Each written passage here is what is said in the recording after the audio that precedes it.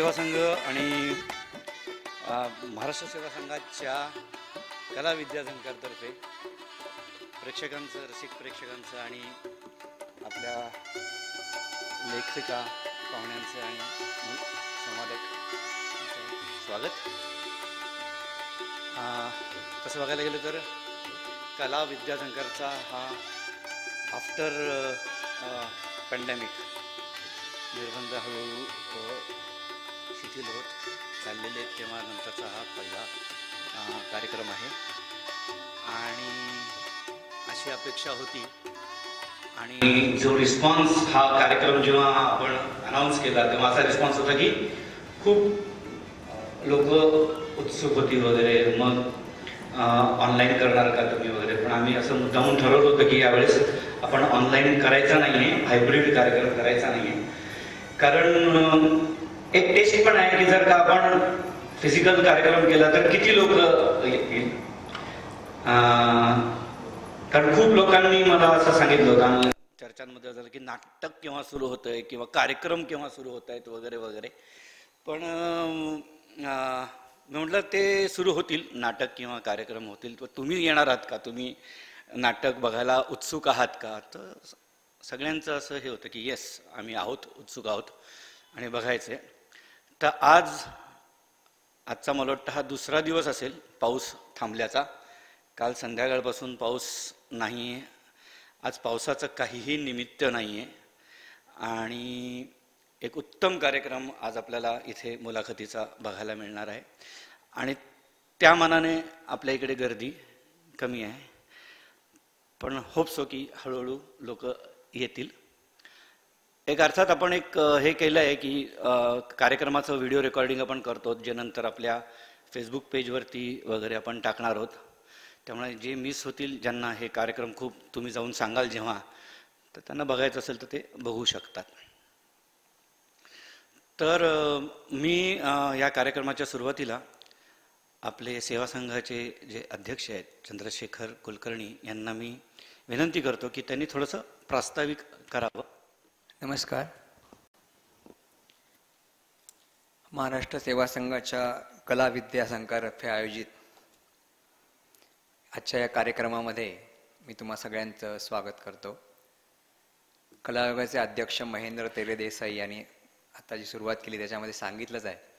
त्याप्रमाणे खरोखरच गेल्या मार्च 20ला करोनाचा हे सुरू झाल्यानंतर हा कलाविभागाचा पहिला कार्यक्रम, हा जो ऑफलाईन ज्याला हल्लीच्या भाषेत म्हणता येईल तसा होतोय. आणि त्यांनी सांगितल्याप्रमाणे तेच आमची इच्छा आहे महाराष्ट्र सेवा संघाची, की सेवा संघाच्या अनेक उपक्रमाला जशी पूर्वी गर्दी असायची, जसे प्रेक्षक यायचे, तसे आता हळूहळू पूर्वत यावेत यासाठी हा प्रयत्न म्हणून हे आता आम्ही कार्यक्रम ऑफलाईन करायला सुरुवात केलेली आहे.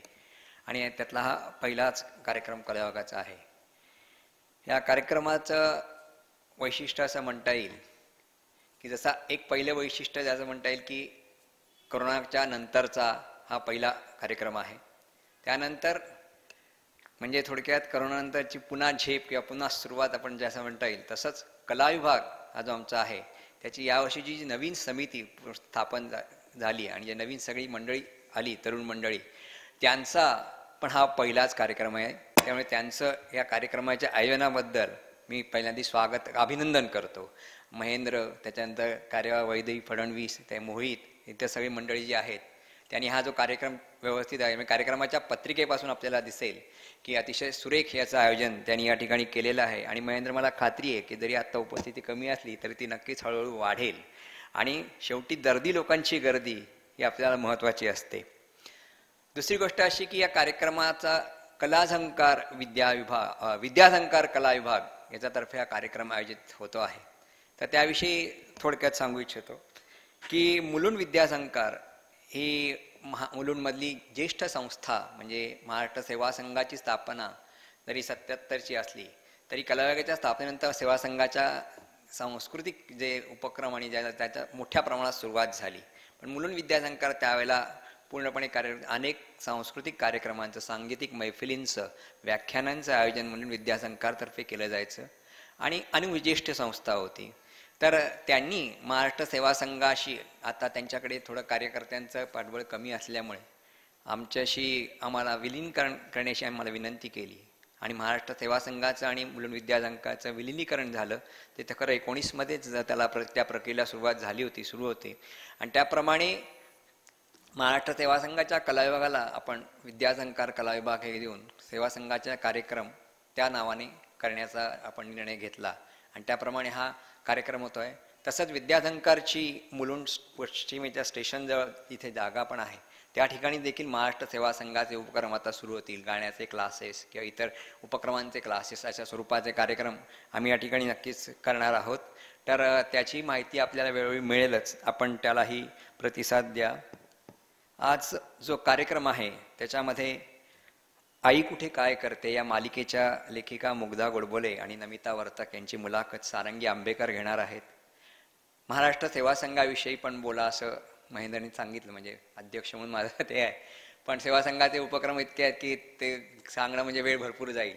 पण आज या दोघी लेखिका आहेत, त्यामुळे लेखिका असल्यामुळे लेखनाविषयी म्हणा किंवा साहित्यिक विषयाच्या सेवा संघाचे उपर त्याच्याविषयी थोडक्यात सांगतो की या करोना कालावधीमध्ये जेव्हा लोक येत नव्हती, म्हणजे आपल्याला निर्बंधच होते शासनाचे, त्यामुळे आपण कुठल्याही कार्यक्रमामध्ये सहभागी होत होतो. त्यामुळे काही काळ खंड पडला सेवा संघाच्या उपक्रमांमध्ये, पण नंतर नवीन तंत्रज्ञानाचा ऑनलाईन माध्यमाचा उपयोग करून आम्ही आमचे वेबिनार्स आणि आम्ही कार्यक्रम सुरू केले. त्याच्यामध्ये मैत्रिणी ग्रंथालय जे आमचं आहे त्यांनी मला काय वाटतं ही या लेखन स्पर्धेचं आयोजन केलं. 2 सत्र झाली. मागच्या वर्षी 19मध्ये एक झालं, यावर्षी 20मध्ये दुसरं झालं. पहिल्या याच्यामुळे तर जवळपास 73 जणांनी म्हणजे 73 स्पर्धकांनी भाग घेतला, 73 लेख आले होते. आणि त्याचं वैशिष्ट्य असं की मुलुंडमधनंच केवळ नाही तर मुलुंड, ठाणे, पुणे, पार अमेरिकेतल्या कॅलिफोर्नियामधनं सुद्धा लेख आले होते आणि त्याच्यामध्ये ते पुरस्कार पण म्हणजे त्यांना बक्षिसं पण मिळाली. यावर्षी देखील 50 स्पर्धक होते आणि त्याच्यामध्ये देखील बक्षिसं एक संजीव साबळे म्हणून तिकडच्या अमेरिकेच्या त्यांना मिळालेलं आहे. त्याचे विषय पण हे होते की जे आजच्या विषयाला अनुषंगाने होतील की मला काय वाटतं त्याचं होतं आणि त्याच्या अंतर्गत त्यांनी 5 ते 6 विषय दिले होते. आजच्या याच्या अनुषंगाने 2 होते की सोशल मीडिया माझी जबाबदारी आणि दृकश्राव्य माध्यमातील स्त्रीची बदलती प्रतिमा, हे 2 विषय होते जे मालिकांच्या जवळपास जातात. तर त्याच्याविषयी देखील ह्या लेखकांनी छान मतं मांडली होती आणि शेवटी हे जे आहे ते आपल्याच हातात आहे हे त्या निबंधांमध्ये सूर होता. तर त्याविषयी मी जास्ती बोलत नाही, त्या सांगतीलच.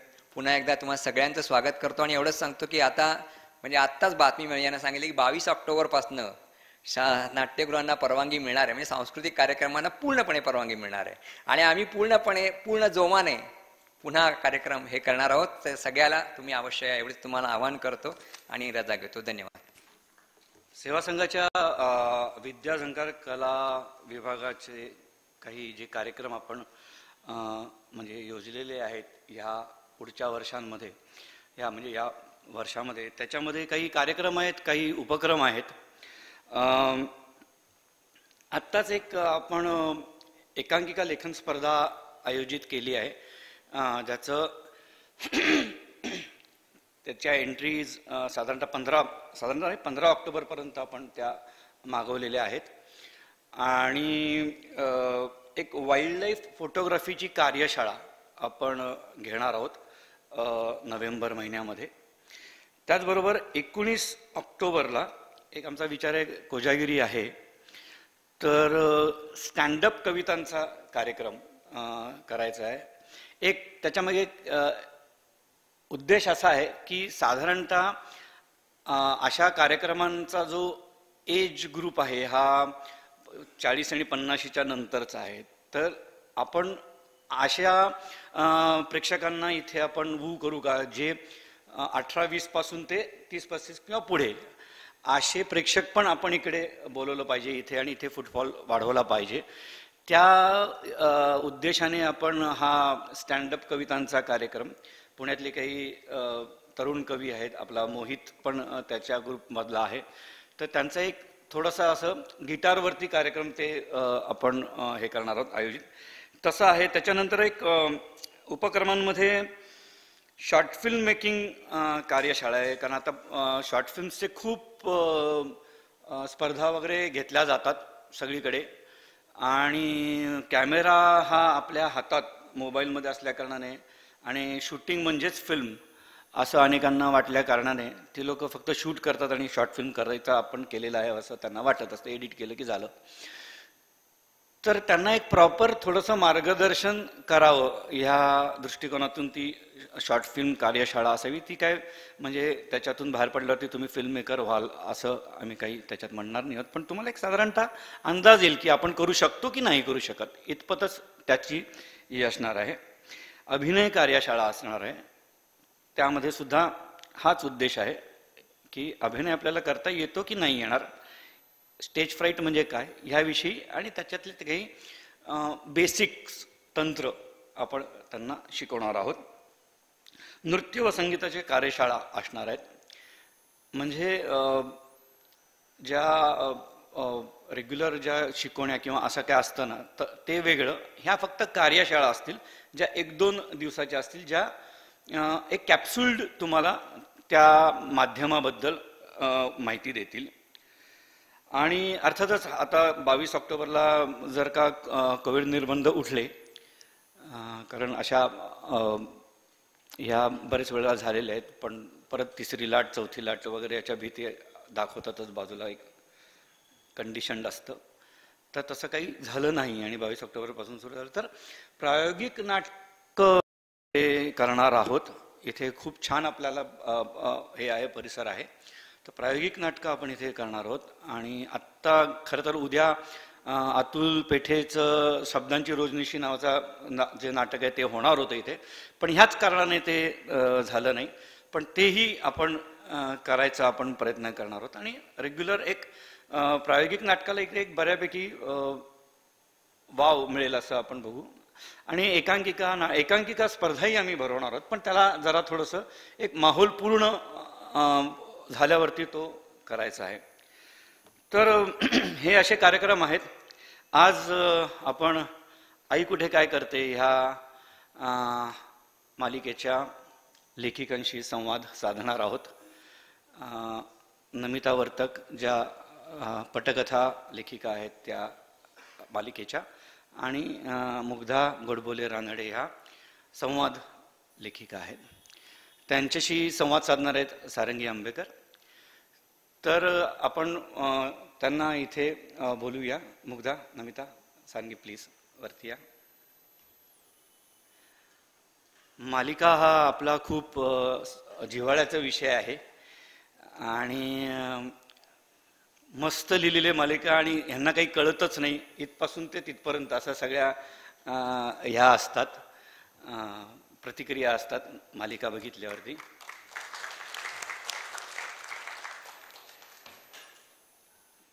आता आपल्या मनातल्या अनेक प्रश्नांना आज मालिकेच्या बाबतीतली जे काही प्रश्न आहेत त्याला उत्तरं मिळतील असं मला वाटतं.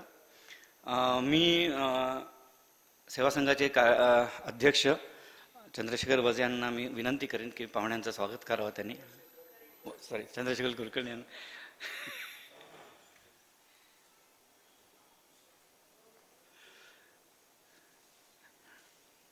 नमिता.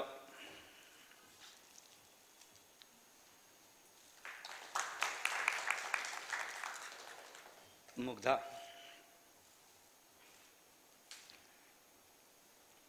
मी सेवा संघाचे कार्यवाह जे प्रकाश बर्वे यांना विनंती करतो की त्यांनी संवादक सारंगी आंबेकर यांचं स्वागत करावं.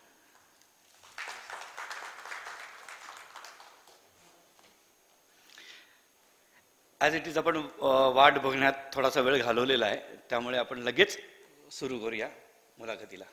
ओव्हर टू सारंगी.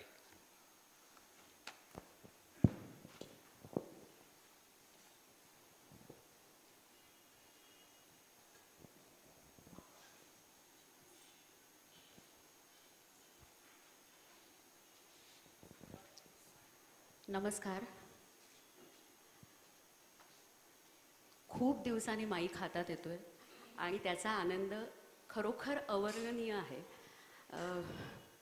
रिकाम्या खुर्च्या भरल्या तर फारच आनंद होणार आहे, पण जसं महेंद्र म्हणले की ते हळूहळू नक्की होणार आहे, कारण सगळेजण आपण घरी बसून खरंच कंटाळलो आहोत आणि हे ऑफलाईन ऑनलाईन कडबोळं सुद्धा नकोसं झालं आहे आता. तर ते जितकं ऑफलाईन लगेच होईल तितकं ते आपल्या पथ्यावर पडणार आहे. मी तुमच्या सगळ्यांचे पहिले म्हणजे अतिशय मनपूर्वक स्वागत करते. तुम्ही इथे आलात कारण बऱ्याच जणांचे फोन कॉल्स आले होते की ह्याची कुठे जाहिरातही आलेली नाही आहे. त्यामुळे कदाचित फक्त सेवा संघाच्या मेंबर्सना त्या सोर्समधनं कळलं असण्याची शक्यता आहे. मी स्वतः माझ्या फेसबुक पेजवर हे अपलोड केलं होतं. तरीही जसं म्हटलं की गर्दीपेक्षा आज आपण दर्दी सगळे इथे जमलेलो आहोत. मी तुम्हा सगळ्यांचं आणि नमिताताई आणि मुग्धाताई ह्या दोघींचंही अतिशय मनापासून स्वागत करते. तुम्हाला हवं तेव्हा टाळ्या वाजवायला मोकळीक आहे, पण मी ते अगदी टिपिकल म्हणणार नाही की हाच तो क्षण. आणि तर कदाचित मी जे प्रश्न विचारणार आहे ते तुमच्या मनातले असतील किंवा नसतील मला माहिती नाही. मुळात असं आहे की कलेचं विश्व खूप विस्तारलेलं आहे. मी स्वतः शास्त्रीय संगीताची विद्यार्थिनी आहे, त्यामुळे गाण्याकडे बघायचा एक दृष्टिकोन आहे. मी एक हौस म्हणून नाटकं, सिनेमा, सिरियल हे सगळं बघते. माझ्या मनात जे प्रश्न आलेत ते मी आज या दोघींना विचारणार आहे. आई कुठे काय करते ही स्टार प्रवाह वाहिनीची मालिका 23 डिसेंबर 2019 पासून संध्याकाळी 7:30 वाजता आपल्या घराघरात आली.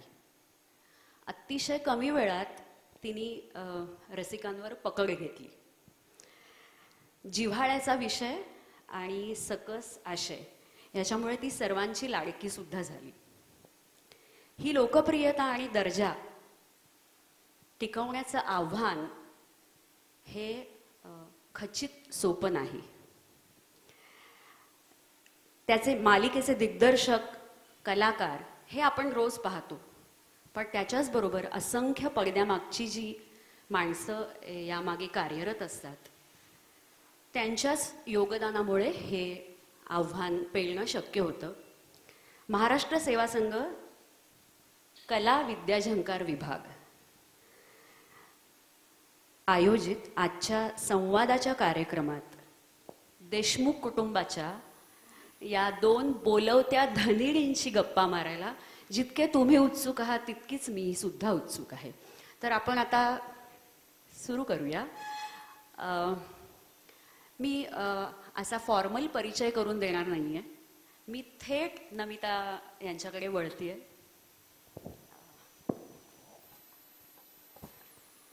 नमिता, आई कुठे काय करते पर्यंतचा आधी प्रवास आम्हाला ऐकायला आवडेल, कारण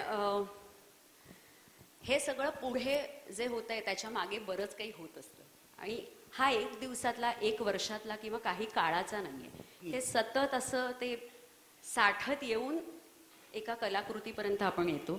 तर आम्हाला ऐकायला आवडेल. ओके, नमस्कार आणि सर्वप्रथम धन्यवाद Mahendra sir, thank you very much. Okay, आई कुठे पर्यंतचा प्रवास तसा खूप मोठा आहे. मुळात मी BA केलं.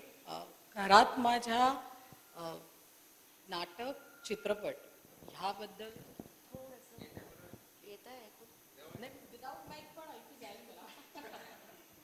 ओके, माझ्या घरात नाटक, चित्रपट हे लहानपणापासून मी बघत आले, कारण माझे वडील नाट्य समीक्षक असल्या कारणाने मला त्याचं बाळकडू लहानपणापासून मिळत होतं. मी लहान म्हणजे शाळेत असल्यापासनं मी बालमोहन विद्या मंदिरची विद्यार्थिनी आहे, त्यामुळे बालमोहन विद्या मंदिरमध्ये ह्या कल्चरल ॲक्टिव्हिटीज खूप आम्हाला असायच्या. विद्याताई होत्या, विद्यापटवर्धन होत्या.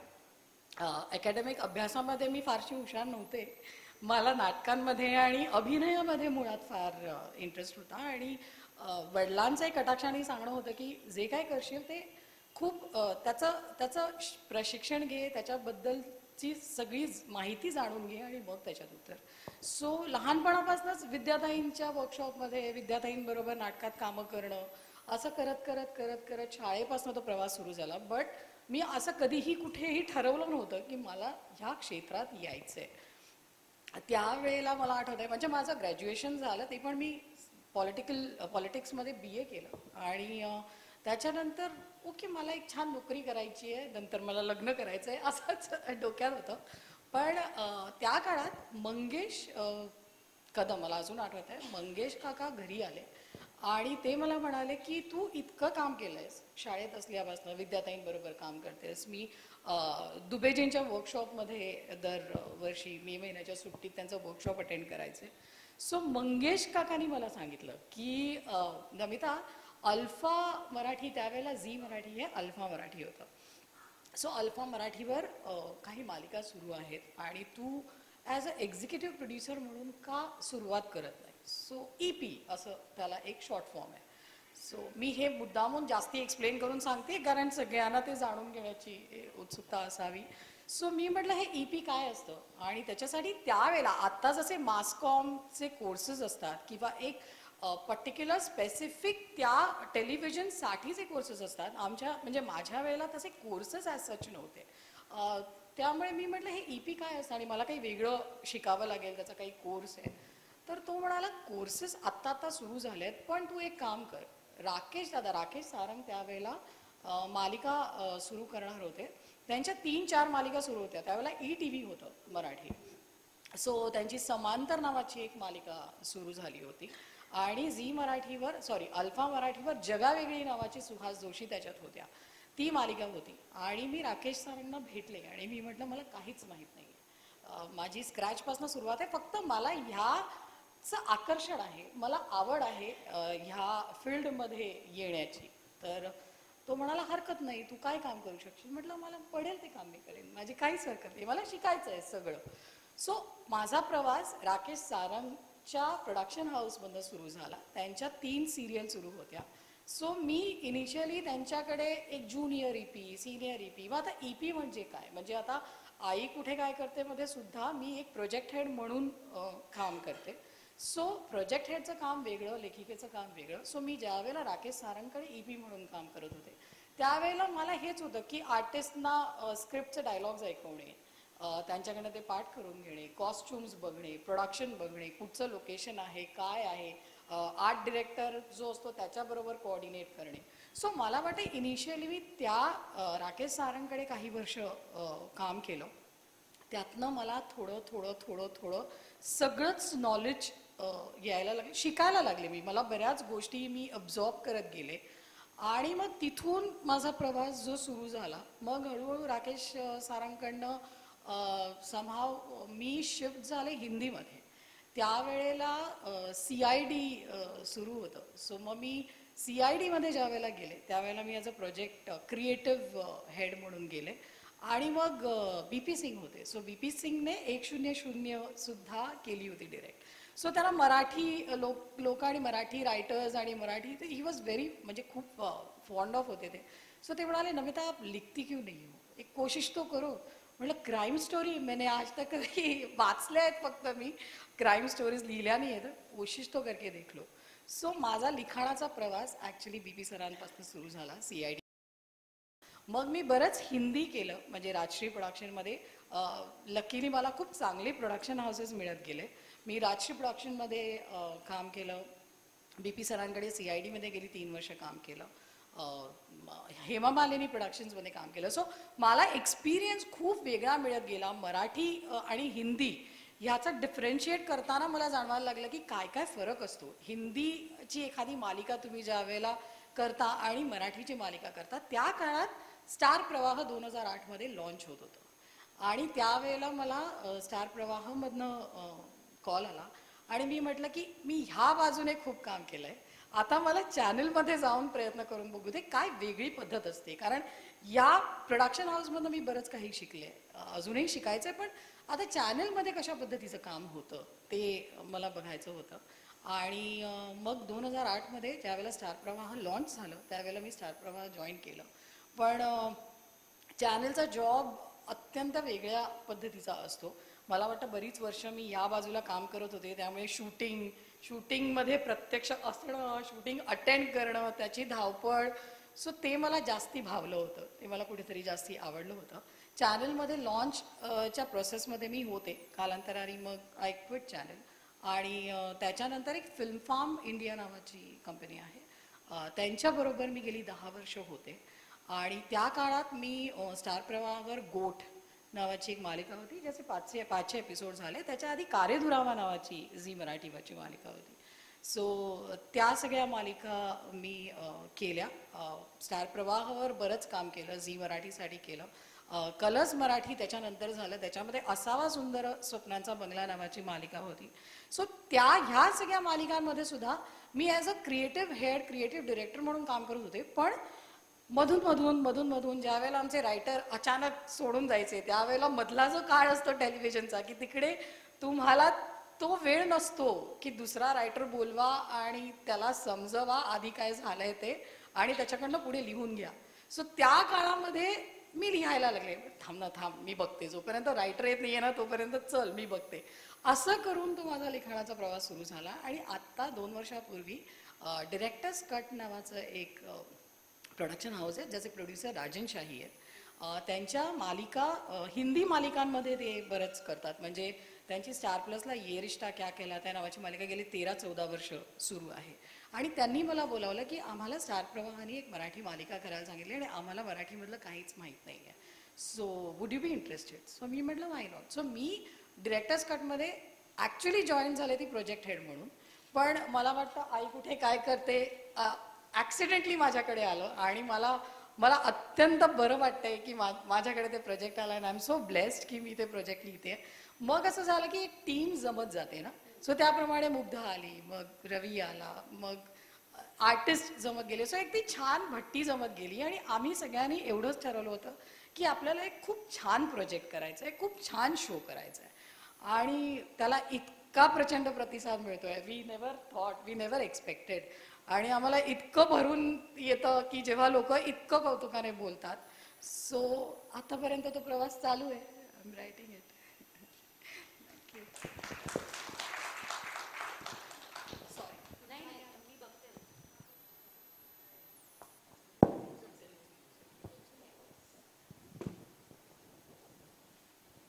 सो हा रंगीबेरंगी प्रवास आपण ऐकला.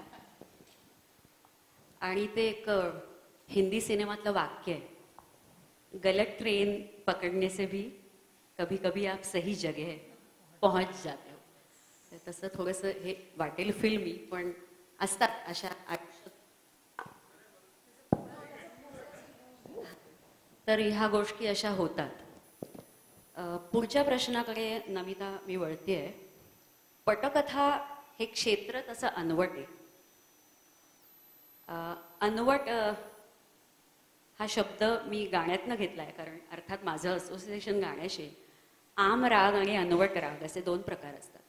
यमन बागेश्री, भीमपलास, दुर्गा सगळे गातात, पण कौशिक कानडा, रायसा कानडा गायला तालीम लागते, योग्य गुरु लागतो आणि मार्गदर्शन लागतं.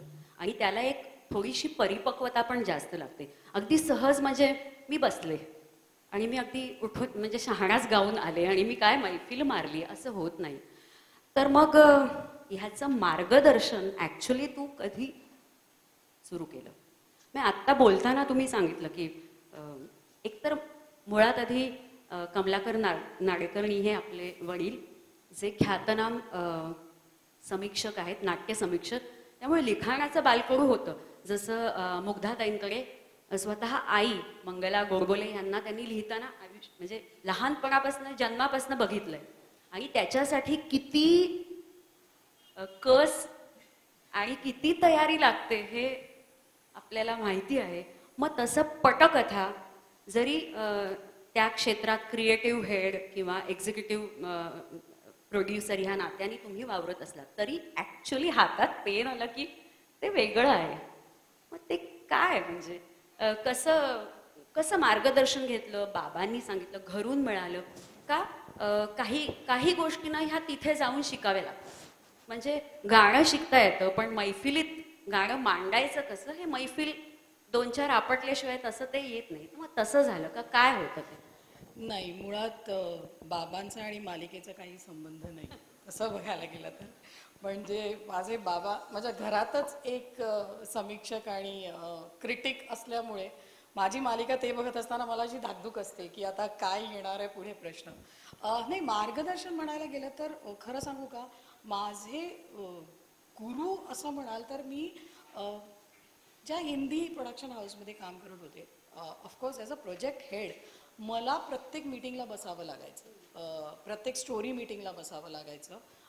चॅनलमध्ये असताना चॅनलचा जॉब अत्यंत वेगळा असतो. म्हणजे तुम्ही ॲज अ चॅनल EP तुम्ही रायटर्सना बोलवता आणि तुम्ही तुमचं विजन सांगत असता रायटर्सना की आमच्या डोक्यात असं आहे, आमच्या डोक्यात तसं आहे, आणि त्याप्रमाणे ते रायटर्स आमच्याकडे येत असतात, म्हणजे चॅनलमध्ये राहतात. सो मला असं वाटतं मी ज्या ज्या आत्तापर्यंत प्रोडक्शन हाऊसमध्ये ॲज अ क्रिएटिव्ह हेड म्हणून काम केलं त्या प्रोडक्शन हाऊसच्या लेखकांबरोबर मी सतत बसत होते. सो मी सतत त्यांना ऑब्झर्व करत होते की या डिस्कशनमधनं काय मुद्दा बाहेर येतोय, मग ह्यातनं ही गोष्ट ते ठरवत आहेत, मग या गोष्टीतनं स्क्रीन प्ले बांधायचा म्हणजे काय. सो मी खूप नावं आहेत, म्हणजे असं मी ठराविक नाव नाही घेऊ शकत, पण मी इतक्या माझ्या रायटर्स बरोबर बसले की मुझे बताओ आप कैसे लिख रहे हो ये स्क्रीन प्ले, मुझे बताओ, I need to know this. So ना मला वाटतं ती एक प्रोसेस असते जी तुम्ही खूप बारकाईने तुम्हीच शिकावी लागते. तुम्हाला कोणीही येऊन असं हात धरून बसवत नाही की बस ग नमिता तुला इंटरेस्ट आहे ना रायटिंगमध्ये तू बस. तुम्हाला घुसून ते बघावं लागतं. आणि मला वाटतं मग हळूहळू ना विथ एक्सपिरियन्स म्हणा, विथ वाचन म्हणा, अनेकदा तुम्हाला म्हणजे मी सतत TV वर काही ना काहीतरी बघत असते, मग ते मालिका असू दे, इंटरनॅशनल फिल्म्स, जे काही असेल ते, पण त्यातनं आपल्याला आयडिया सुचत जातात. एखाद्या वेळेला आई कुठेचे पण स्क्रीन प्ले लिहिताना पटकन काहीतरी सुचतं, अरे मी त्या दिवशी हे बघितलं होतं, त्यातला हा थॉट चांगला होता, तो आपण इथे वापरू शकतोय का. सो मुळात मला असं वाटतं की वाचन सततचं ठेवणं आणि तुम्ही सतत डोळे उघडे ठेवून, कान उघडे ठेवून सतत ऑब्झर्व करत राहणं, ह्या खूप 2 महत्त्वाच्या गोष्टी आहेत. अर्थात माझ्याबरोबर जेवढे रायटर्स होते, जेवढे सिनियर रायटर होते, त्यांची मला खूप मदत झाली. त्यांनी मला खूप चांगल्या पद्धतीने मार्गदर्शन केलं आणि that's how I started writing story, screen play दोन्ही. पण आता तसे कोर्सेस आहेत ना, बरेच कोर्सेस आहेत. मला वाटतं स्टोरी आणि स्क्रीन प्ले रायटिंगसाठी ॲक्च्युअल कोर्सेस आहेत. सो त्यामुळे पण तरीसुद्धा मला असं वाटतं कोर्स केल्यानंतर सुद्धा एक्सपिरियन्सनी जेवढं तुम्हाला फायदा होतो ना, म्हणजे सतत लिहित जाणं, त्यामुळे तुम्ही जास्ती इम्प्रूव्ह होता असं मला वाटतं. आई कुठे काय करतेचं कथानक मूळ बंगाली मालिका सुरमोईवर आधारित. श्रीमोई. येस. अशा वेळी पटकथाकार म्हणून लेखिकेची भूमिका कशा प्रकारची असते? श्रीमोई ही मालिका आम्हाला बघायला सांगितली होती आणि आम्हाला सांगितलं होतं की आपल्याला श्रीमोई वरून एक मराठी मालिका करायची आहे. सो मला वाटतं ॲडॅप्टेशन एखाद्या कथेचं आणि एखाद्या कथेचं किंवा एखाद्या मालिकेचं ट्रान्सलेशन, ह्या 2 वेगळ्या गोष्टी आहेत. चॅनलने आम्हाला ती मुभा दिली, माझ्या प्रोड्युसरनी आम्हाला ती मुभा दिली, आणि ज्या वेळेला मी काही भाग बघितले श्रीमोईचे, त्यावेळेला मला असं जाणवलं की ती बेंगॉली सिरियल आहे, त्यांच्या सेन्सिबिलिटीज आपल्या मराठीतल्या सेन्सिबिलिटीज खूप वेगळ्या आहेत.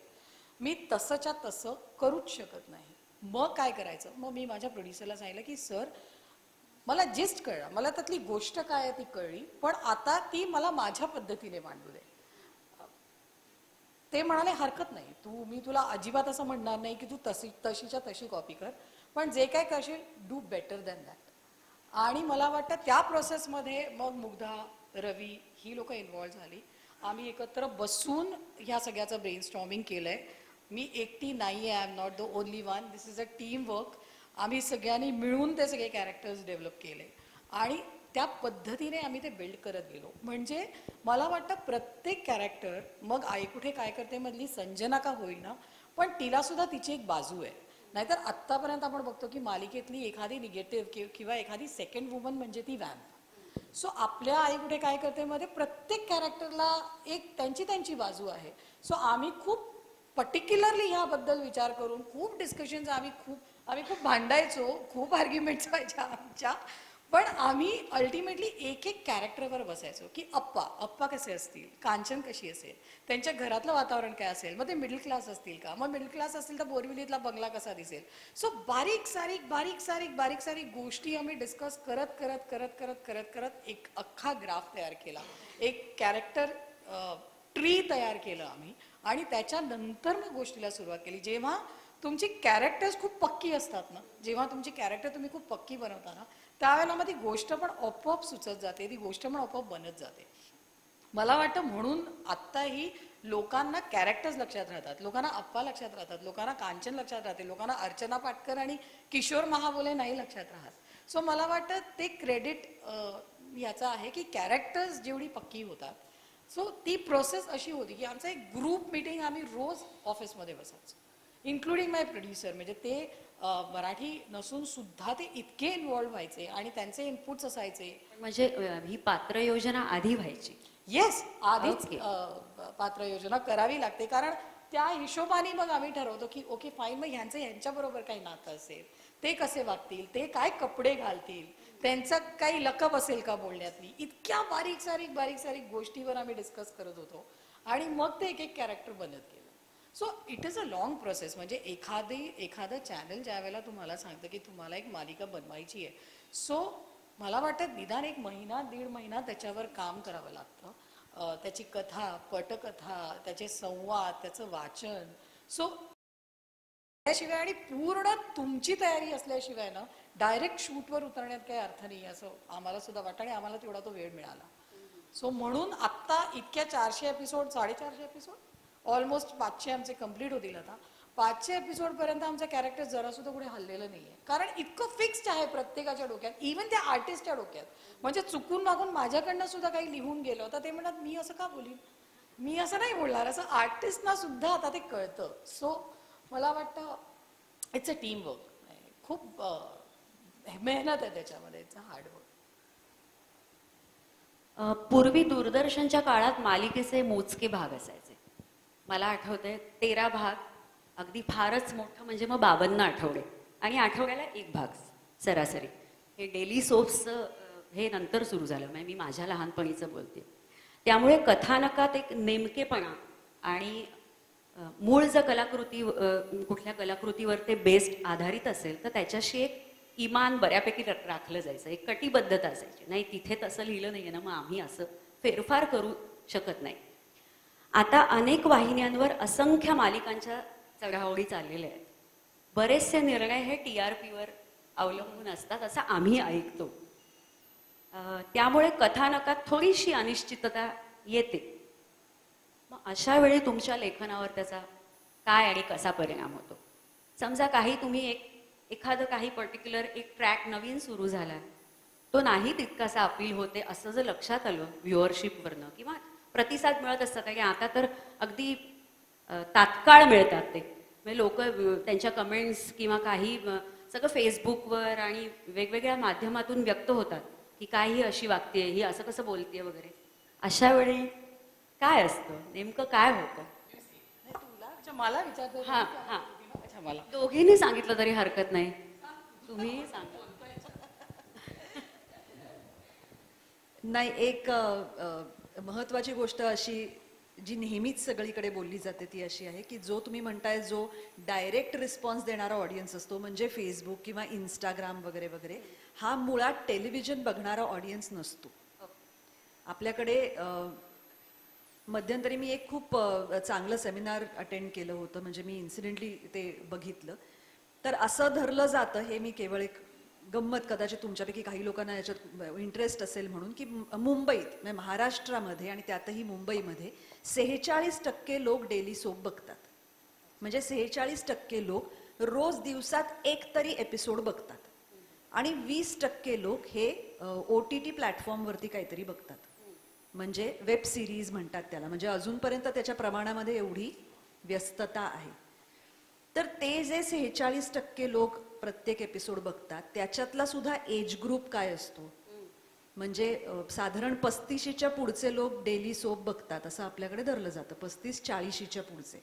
आणि त्याच्यापेक्षा कमी वय असलेले लोक आता वेब सिरीज बघतात, असं आपण सरसकट म्हणतो. खरं सांगायचं तर हे आकडे तसं सांगत नाहीत. पण आपल्यासारख्या घरांमध्ये जिथे घरटी हॉलमध्ये एक टेलिव्हिजन सेट असतो आणि जनरली संध्याकाळ रात्रीनंतर घरातली मोठ्या वयाची माणसं तो लावून बसलेली असतात, तिथला कंटेंट आणि त्या वेब सिरीजचा कंटेंट याच्यामध्ये जमीन आसमानाचा फरक असतो. आणि जोपर्यंत हेडफोन्स लावून आपल्याला वेब सिरीज बघाव्या लागतात तोपर्यंत आपण त्या घरात बसून बघू शकत नाही. कारण त्याची भाषा, त्याच्यामध्ये दिसणारी दृश्य ही आपण काही संपूर्ण कुटुंबासमोर बघू शकत नाही. म्हणून डेली सोप्स हे जास्त बघितले जातात.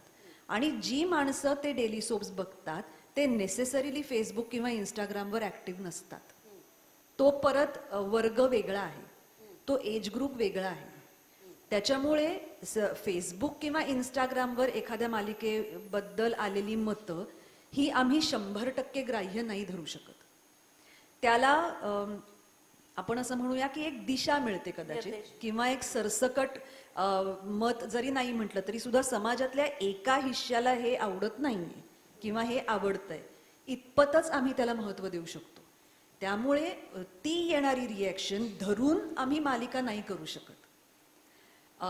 बरेचदा त्यामुळे ज्याला एक ते लिटमस टेस्ट म्हणतात तसं होतं की नवीन मालिका जेव्हा सुरू होतात तेव्हा काही वेळा असं लक्षात येतं की अरे ह्याच्याबद्दल सोशल मीडियावर जनरली बरं बोललं जात आहे, किंवा ह्याच्याबद्दल सोशल मीडियामध्ये फारच काय म्हणतात ट्रोलिंग केलं जात आहे किंवा मीम्स केले जात आहेत. हल्ली जे मीम्स सतत असतात ते. पण त्याच्या पलीकडे त्याहून जास्त मेकर्स म्हणून आम्हाला महत्व नाही देऊन चालत. कारण जे आमच्याकडे TRP मध्ये दिसतं ते ह्याच्यापेक्षा खूप वेगळंच असू शकतं. म्हणजे जेव्हा ते असतंच रादर म्हणजे हो, ही गोष्ट खरीच आहे. किंवा म्हणजे जे बरेचदा असं म्हटलं जातं की खूप वाईट पद्धतीने लोक बोलत असतात, तर मग ह्या मालिका का चालतात किंवा कसे लोक बघतात वगैरे. पण हे खरंच प्रमाण खूप व्यस्त आहे. म्हणजे जेवढी टीका होते तेवढी मूळ मुद्दा काय असतो की टीका होते जेव्हा तेव्हा एखादा प्रेक्षक असं म्हणत असतो की गेले काही एपिसोड्स यांच्याकडे असं चाललंय, म्हणजे तुम्ही गेले काही एपिसोड्स बघितलेत याचा अर्थ ते TRP मध्ये काउंट होत आहे. त्याच्यामुळे कुठल्या तरी प्रकारची रिॲक्शन येते याचा अर्थ मालिका बघितली जाते असा त्याचा सरळ सरळ अर्थ होतो. त्यामुळे वाईट रिॲक्शन सुद्धा येत असल्या तरी सुद्धा मालिका लोकांपर्यंत पोहोचते आहे हे त्यातून उघड होत असतं. त्यामुळे त्या आलेल्या रिॲक्शन्सवर आम्ही फार अवलंबून राहू शकत नाही. मालिका म्हणजे मी काय म्हणते मेकर्स म्हणून किंवा चॅनलवाले म्हणून आपण असं म्हणूया.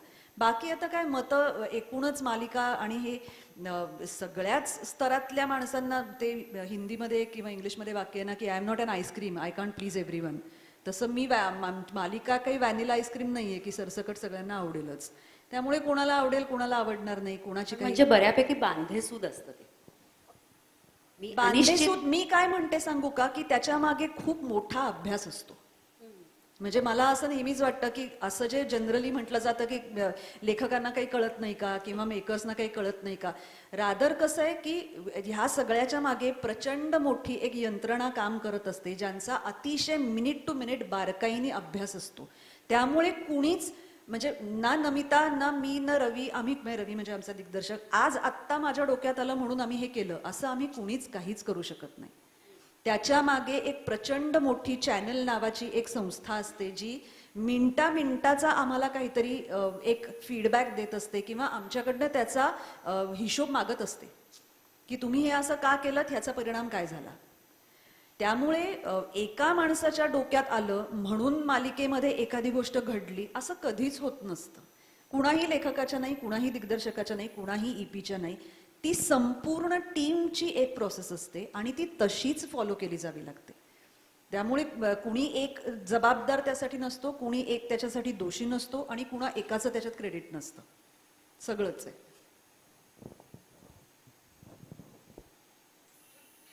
कधी कधी पण पात्र अनाकलनीय वागतात. हे एवढं सगळं असून सुद्धा आता आपण थोडंसं डॉक्टर अभि, अरुंधतीचा मोठा मुलगा, त्याच्या साखरपुड्याचा सोहळा रंगला, अगदी रंगला आणि म्हणजे ती एक छान म्हण आहे, there is a gap between cup and lip, असं झालं ते.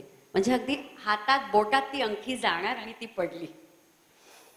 तर त्यांनी एका दडपणाखाली किंवा निर्णय क्षमतेच्या अभावी तो त्या डॉक्टर अंकिताशी ॲज अ ट्रॅप, म्हणजे तो थोडक्यात ट्रॅपमध्ये फसला, तो लग्न करून आला. ह्याच्यावर काय प्रतिक्रिया होत्या? हे वाटतं असं, म्हणजे अभिचं कॅरेक्टर, अभि हा डॉक्टर आहे व्यवसायाने, त्याला एक ज्या एक चाणाक्ष ऑर्डिनरी प्रेक्षकाला जे लक्षात येईल की आत्महत्येचा प्रयत्न येतो आणि त्याच्या ज्या गोष्टी बारकाईने सुटल्यानंतर त्या ज्या, जसं ते तो पकडला की इट वॉज अ ट्रॅप, जे पकडताना लक्षात आलं ते त्याच्या आधी लक्षात येऊ नये, म्हणजे हे गमतीशीर वाटलं मला वाटलं. तर काय असतं ते पकडताना लक्षात मला कळलं. म्हणजे नंतर अभि, संजनाचा तो नवरा, हा शेखर यांनी ते केम की नाही, त्या CCTV मध्ये ते दिसतंय, she walk and went to the hospital herself, हे असे संदर्भ आले म्हणजे नंतर. आता हा तो एका मोक्याच्या क्षणी तो गेलेला आहे आणि असं नाहीये की त्याला त्याच्यातनं सुटका हवी आहे, because he was very much willing to get married to Anagha. Correct.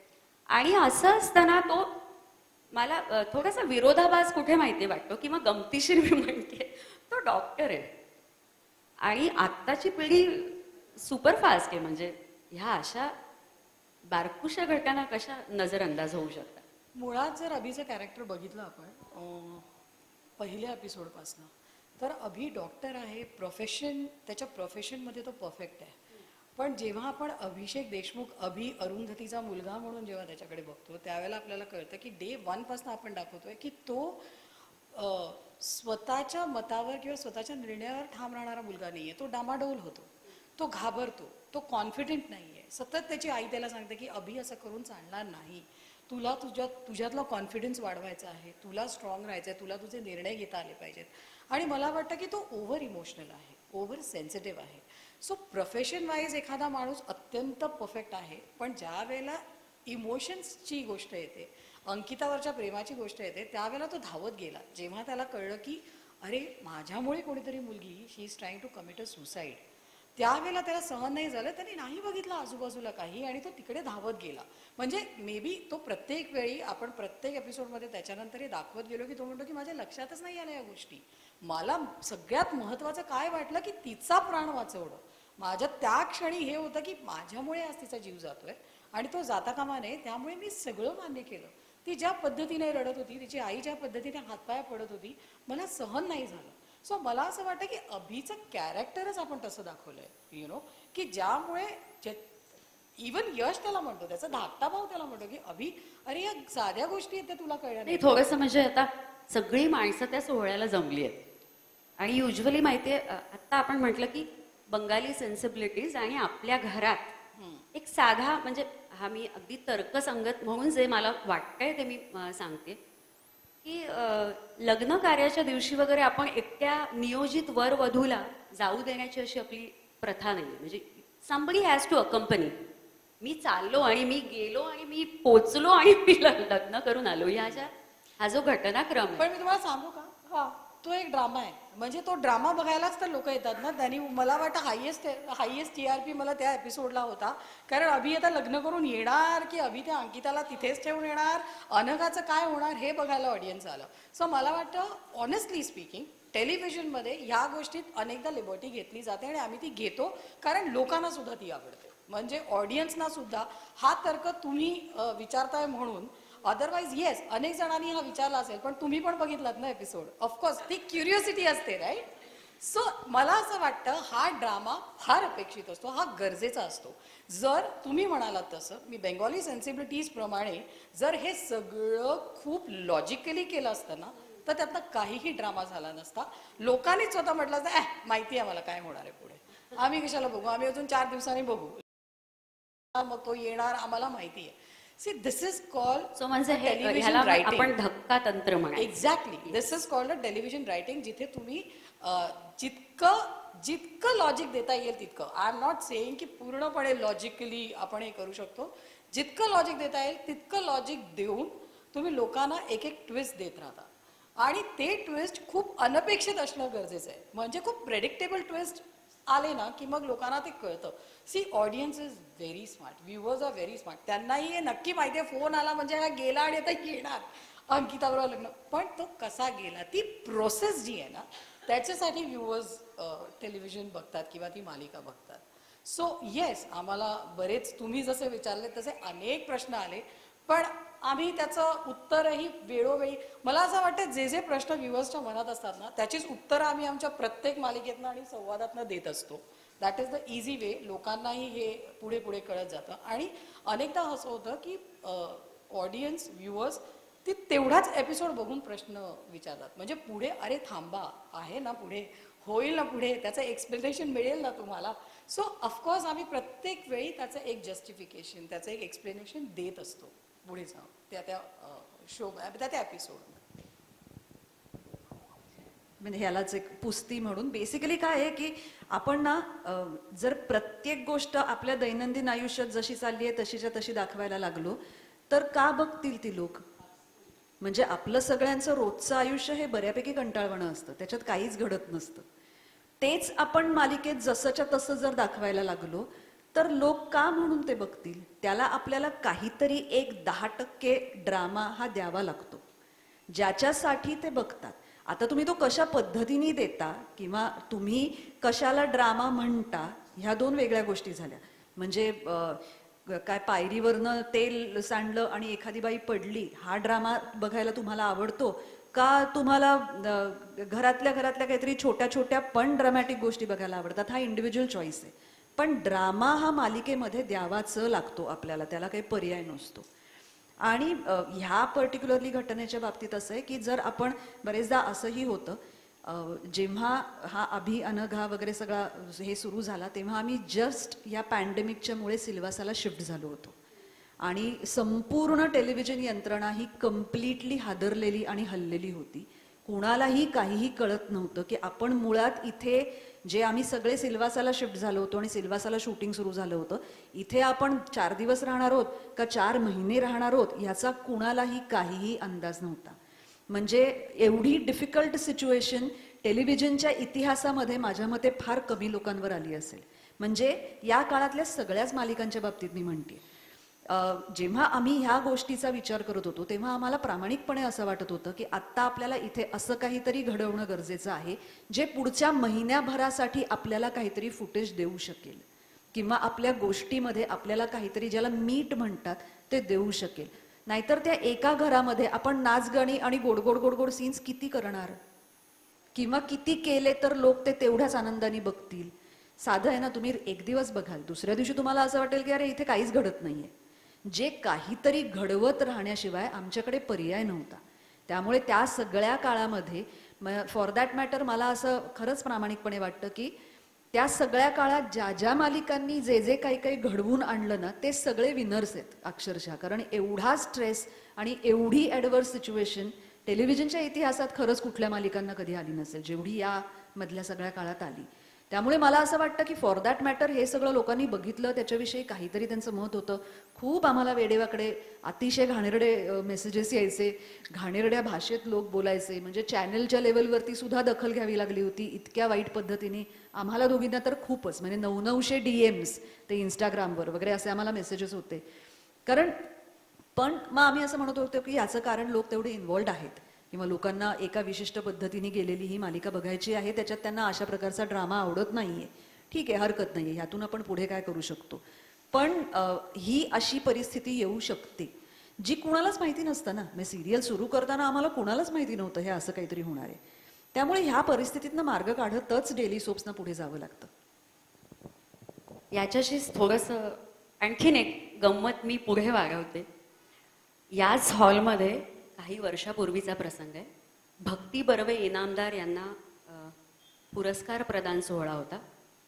त्यात बोलताना भक्तिताईंनी एक प्रसंग सांगितला होता की बहिणाबाईंमध्ये त्यांनी काम केलेलं आणि ते काम बघून सुनीताबाई देशपांडे यांनी त्यांना फोन केलेला की किती सुंदर काम केलंयस तू भक्ती. तेव्हा सुनीताबाई त्यांना म्हणल्या, पण भक्ती ती तव्यावर भाकर टाकल्यानंतर त्याच्यावर तू पाण्याचा हात फिरवला नाहीस. आता मी का हे सांगते ह्याचं कारण मी नंतर सांगते. भक्तिताईंची त्याच्यावरची कमेंट अशी होती की त्या एका वाक्याने भूमिकेत समरसून जाताना सुद्धा वास्तवाचं भान कसं ठेवायचं हे मला शिकवून गेला तो प्रसंग. आता तुम्ही आत्ता सांगितलं की काही गोष्टी ह्या करोनाने सगळ्यांनाच आपल्याला एक अभूतपूर्व असं भविष्य देऊ केलेलं आहे, ज्याचं अजूनही आपण गणित मांडू शकलेलो नाही आहोत नीट. पुढे काय होणार आणि तेव्हा ती जी अवेलेबिलिटी होती आणि त्याच्यात तुम्ही काय करू शकलात हा एक वेगळा भाग झाला. अशा या करोना आणि लॉकडाऊनच्या ह्याच्यात म्हणजे आता युजली आता आपण बघितलं मागच्या वेळेला देशमुखांकडे अजूनही गणपतीचं विसर्जन होत आहे. सो सगळे सण समारंभ सोहळे जसे आपण प्रत्यक्ष आयुष्यात आपण करतोय तसे देशमुखांच्या घरी साजरे होत आहेत. असं असताना करोना आणि लॉकडाऊनची ही पार्श्वभूमी विमल, अप्पा, अरुंधती, अभि, यश एकूणच सगळ्या पात्रांच्या संवादातून येते अधूनमधून. ती विमल म्हणते काय गो कसं म्हणजे काय मी करू आणि हे माझं असं सगळं झालंय.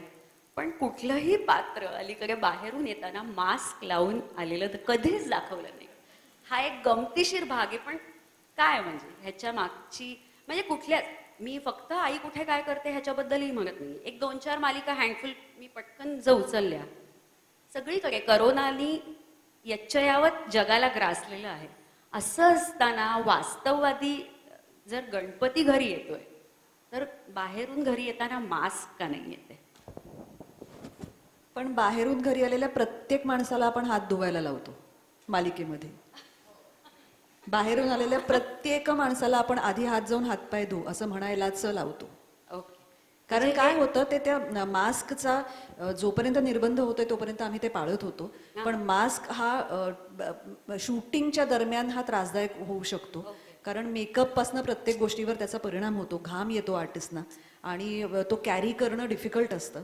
म्हणून त्याचा पण जोपर्यंत चॅनलकडनं त्याच्याबद्दल स्ट्रिक्ट निर्बंध होते तोपर्यंत आम्ही ते स्ट्रिक्टली फॉलो करत होतो.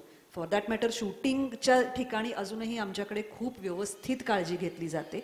पण ह्याचाच संदर्भ लक्षात घेऊन म्हणजे निखिल सुद्धा घरी आला तेव्हा अभि पहिल्यांदा त्याला आतमध्ये घेऊन गेला की तू हात धुवायला चल. म्हणजे हे आमच्या बाजूनी जे त्यातल्या त्यात करणं शक्य आहे ते आम्ही करत असतो. आईविषयीची सार्वत्रिक भावना, कारण आई हा इतका जबरदस्त ज्याला म्हणता येईल असा विषय आहे की तो म्हणजे कोणाच्याच आयुष्यातनं सुटलेला नाही, जन्माला आलेल्या प्रत्येकाच्या आयुष्यात. सो ही जी सार्वत्रिक भावना एखाद्या पर्टिक्युलर पात्रातून जेव्हा अभिव्यक्त होते, हे या मालिकेच्या यशाचं गमक आहे. काय आहे म्हणजे तुम्हाला काय वाटतं? दोघींनीही सांगणं. नाही, मला असं वाटतं की काही बेसिक भावना किंवा काही नाती ही युनिव्हर्सल असतात. म्हणजे जगात कुठेही तुम्ही गेलात तरी सुद्धा आईला असलेलं महत्त्व किंवा आईची आणि मुलांची असलेली अटॅचमेंट, आईचं घरातलं स्थान हे साधारण आपल्याला सारखंच बघायला मिळतं. कुठल्याही संस्कृतीत कुठल्याही काळात आईला असलेलं महत्त्व हे आपण अमान्य करून पुढे जाऊच शकत नाही. सो तुम्ही म्हणताय त्याप्रमाणे मूळ मुद्दा ह्याच्यातला, किंवा जेव्हा आम्ही सुद्धा सुरुवातीला हे काही एपिसोड्स बघितले होते तेव्हा हेच लक्षात आलं होतं की ह्याबद्दल बोलण्यासारखं किंवा करण्यासारखं खूप आहे. बरं, त्यात ती आई अशी आहे की जी वर्षानुवर्ष घराबाहेर न पडलेली आहे. म्हणजे ती पूर्णपणे गृहिणी, घरात राहिलेली आई आहे. आणि जिच्याविषयी एक घरच्यांचाच दृष्टिकोन असा आहे की ह्याच्या पलीकडे ही बाई काहीच करू शकत नाही फारसं. म्हणजे she is born to be a mother, that's it. So तो आणि मग नातेसंबंध, म्हणजे त्या बाईच्या घरातल्या सगळ्यांबरोबर असणारी नाती ही सुद्धा कमी जास्त प्रमाणात युनिव्हर्सलच आहेत. प्रत्येक संस्कृतीमध्ये जर आपण अगदी परदेशातल्या सुद्धा अनेक फिल्म्स बघितल्या किंवा आपल्याला तिथे गेल्यानंतर सुद्धा तिथे सुद्धा घरात राहून, रादर तिथे तर मेड्स वगैरे अशीही काही पद्धत नसते. बायकांना घरी कामं करावी लागतात सगळी. सो डेफिनेटली हा मुद्दा त्याच्यातला महत्त्वाचा होताच की एक अतिशय युनिव्हर्सल असं कॅरेक्टर आपण मांडण्याचा प्रयत्न करतो आहोत, ज्याला तो अपील आहे, म्हणजे त्याला ते युनिव्हर्सल अपील आहे. त्यामुळे निश्चितच खूप जास्त कंगोरे त्या गोष्टीला मिळू शकले असं मला वाटतंय. आणि बाकी यशाचं गमक परत मी म्हटलं तसं कुठल्याच एका गोष्टीला आपण नाही देऊ शकत. म्हणजे क्रेडिट त्याचं ती संपूर्ण टीम, म्हणजे तुम्ही कितीही उत्कृष्ट लेखन करा, ते योग्य पद्धतीने दाखवणारा दिग्दर्शक नसेल तर त्याचा काही उपयोग होत नाही. आपण कितीही उत्तम मेकर्स म्हणून मांडणी करण्याचा प्रयत्न केला तरी सुद्धा प्रेक्षकांना जर त्या व्यक्तिरेखा बघायला आवडल्या नाहीत तर त्याचा काही उपयोग होत नाही.